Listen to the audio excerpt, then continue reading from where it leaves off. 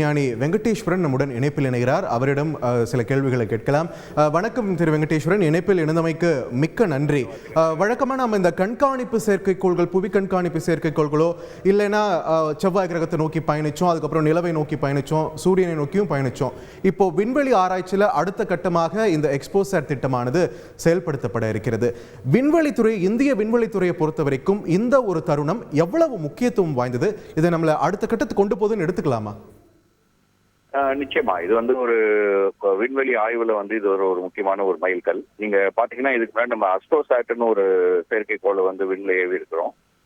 அதன் மூலமாக விண்மீன்கள் பிறப்பது குறித்தும், விண்மீன்கள் பல்வேறு வகையான விண்மீன்கள் எப்படிலாம் உருவாகுது அப்படிங்கிறது குறித்துலாம் ஆராய்ச்சி பண்ணதுக்கு உதவி செஞ்சிருக்கு. இந்த எக்ஸ்போசாட், இன்னைக்கு ஏவக்கூடிய இந்த எக்ஸ்போசாட் மூலமா நம்ம நியூட்ரான் விண்மீன்கள், கருந்துளை போன்றவைகள்லாம் எப்படி உருவாகுது, அது உருவாகும் போது என்ன மாதிரியான நிலைமைகள் ஏற்படுது போன்ற விஷயங்களை அறிந்து கொள்வதற்கு பயனா இருக்கும். அறிவியல்ல சான்று முக்கியம். இதெல்லாம் எப்படி உருவாகுதுன்னு கோட்பாடு ரீதியா நமக்கு தெரியும். பட் நடைமுறையில் அப்படிதான் நடக்குதா என்று சரிபார்க்க இந்த செயற்கைக்கோள்ல இருந்து வரக்கூடிய தரவு மிகப்பெரிய அளவுல உதவும். இப்போ பார்த்தோம்னா இதுக்கப்புறமா நம்ம விண்வெளிக்கு மனிதனை அனுப்பக்கூடிய ஒரு திட்டம், நிலவுக்கு மனிதனை அனுப்பணும், இந்த மாதிரி பெரிய பெரிய திட்டங்கள்லாம் ஃபியூச்சர்ல வரப்போக இருக்கிறது. இப்போ விண்வெளியில் இருக்கக்கூடிய இந்த மாதிரி அபாயகரமான கதிர்களை பத்தின இந்த ஆராய்ச்சி எல்லாம் நம்மளுடைய பிற்கால திட்டங்களுக்கு எந்த வகையில் கை கொடுக்கும் நீங்க என்ன சொல்றீங்க? விண்வெளியில இந்த எக்ஸ்ரே கதிர் அளவு ரொம்ப ரொம்ப குறைவுதான். அதனால அங்க இது ஒரு பெரிய அபாயம் அப்படின்லாம் நம்ம பார்க்க வேண்டிய அவசியம் இல்லை. ஆனா முக்கியமான விஷயம் என்னன்னா, இப்போ ஒரு ஏரி இருக்குன்னு வச்சுப்போம், அல்லது ஒரு குளம் இருக்குன்னு வச்சுப்போம். அதுல ஒரு அலை ஏற்படும் போது அந்த அலை மேலையும் கீழையும் தானே போயிட்டு வரும் இல்லையா? ஒரே திசையில மேல் கீழ் அப்படின்னு மட்டும் தானே ஆட முடியும் அலை. ஆனா இப்போ நீங்க ஒரு கயிறோட முனையை பிடிக்கிறீங்க, நான் ஒரு கயிறோட இன்னொரு முனையை பிடிக்கிறேன்னா, பக்கவாட்டுல ஆட்டினா அலை பக்கவாட்டுல போகும் இல்லையா? வேற ஒரு கோணத்துல அந்த கயிறை நம்ம ஆட்டினா அந்த கோணத்துல அலை பரவும் இல்லையா? அதே மாதிரி ஒளி, எக்ஸ்ரே இதெல்லாமும் அலைகள் தானே. அந்த அலைகளினுடைய கோணம் வெவ்வேறையா இருக்கும். இப்போ சூரியன்ல இருந்து வரக்கூடிய ஒளியில பாத்தீங்கன்னா எல்லா கோணத்திலயும் அலைகள் இருக்கும்.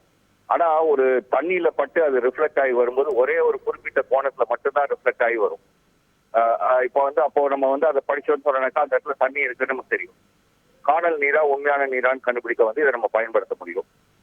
அப்கோர்ஸ் இப்ப நம்ம செயற்கைக்கோளை பத்தி பேசும்போது என்ன பேசுறோம்னு சொன்னா, இந்த நியூட்ரான் விண்மீன்கள் போன்றவைகள்லாம் உருவாகும் போது அதுல இருந்து ஏற்படக்கூடிய இந்த போலரைசேஷன் இதை சொல்லுவாங்க.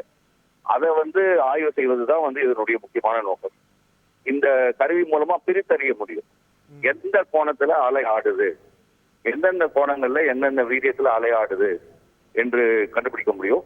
அதன் மூலம் நம்ம நியூட்ரான் விண்மீன்கள், கருந்துளை போன்ற விஷயங்களை பத்தி எல்லாம் கண்டுபிடிக்கலாம்.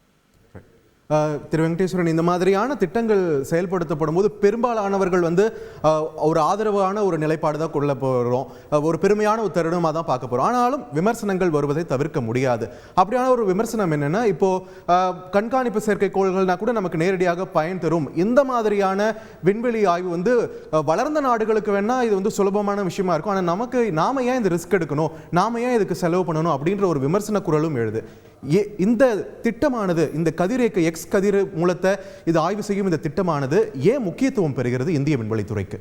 கட்டாயமா இந்த மாதிரி ஒரு கேள்வி ஒரு ஜனநாயக நாட்டுல ஒரு இயல்பான ஒரு கேள்விதான். அது கேள்வி கேட்பதையே தவறு என்று நம்ம பார்க்க முடியாது. பட் ஆனா கேள்வி கேட்டதுனாலே அதுதான் பதில் என்று முடிவுக்கு வருவதுதான் தவறு. இப்போ நம்ம ஒரு அறிவுசார் சமூகத்துக்கு மாறிட்டு இருக்கோம். ஒரு அறிவுசார் பொருளாதாரம் அப்படின்லாம் பேசுறோம். அப்படிப்பட்ட ஒரு பொருளாதார நிலைமையில நவீன தொழில்நுட்பங்களை நம்ம உருவாக்க வேண்டியிருக்கு. இன்றைக்கு நம்ம இதுக்கு இந்த எக்ஸ்போசாட்ல பயன்படுத்துற அது மாதிரியான விஷயங்களை வைத்துதான் நம்ம பல்வேறு விதமான இமேஜிங் டெக்னாலஜி, இப்போ கேட்டு அல்லது பெட்டு, இந்த மாதிரி பல்வேறு விதமான இமேஜிங் டெக்னாலஜி இருக்கு இல்லையா, அதெல்லாம் உருவாக்குறோம். ஆகையினால இந்த தொழில்நுட்பம் மறைமுகமா இது படிப்பதன் மூலம் மறைமுகமா நமக்கு பல்வேறு உதவிகளை, பல்வேறு வளர்ச்சிகளை நமக்கு எடுத்துத்தரும். இப்போ பார்த்தோம்னா நம்ம இந்திய விண்வெளித்துறையை பொறுத்த வரைக்கும் தனியாரையும் வரவேற்கக்கூடிய ஒரு சூழல் உருவாகி இருக்கு. இப்போ இந்த மாதிரியான விண்வெளி ஆய்வு திட்டங்கள் நம்ம வெற்றி பெற விண்வெளித்துறையில தனியார் முதலீடு எந்த அளவுக்கு அதிகரிக்க வாய்ப்பு இருக்கு நீங்க நினைக்கிறீங்க? நிச்சயமா இன்னைக்கு ஒரு புதிய சூழல் ஒன்று உருவாகி இருக்கு. விண்வெளித்துறை வந்து நடைமுறையில பயன்படுத்தக்கூடிய பல்வேறு சிறு சிறு பயன்பாடுகளை நம்மளால உருவாக்கி அதன் மூலமாக செயல்படுத்தக்கூடிய ஸ்டார்ட் அப்னு சொல்லக்கூடிய முனைவு துவக்கங்கள்லாம் செய்ய முடியும். அதற்கான ஒரு வாய்ப்பை இப்போ வந்து பிரகாசமா உருவாகி கொண்டு இருக்கிறது. இது அதனுடைய ஒரு படி நினைக்கிறேன். இந்த ஆய்வுல வந்து பல ஸ்டார்ட் அப்ஸ் வந்து பங்கெடுக்கிறாங்க. அது வந்து ஒரு முக்கியமான வளர்ச்சி படி என்றுதான் நினைக்கிறேன். செய்திகளை உடனுக்குடன் தெரிந்து கொள்ள உடனே சப்ஸ்கிரைப் பண்ணுங்க.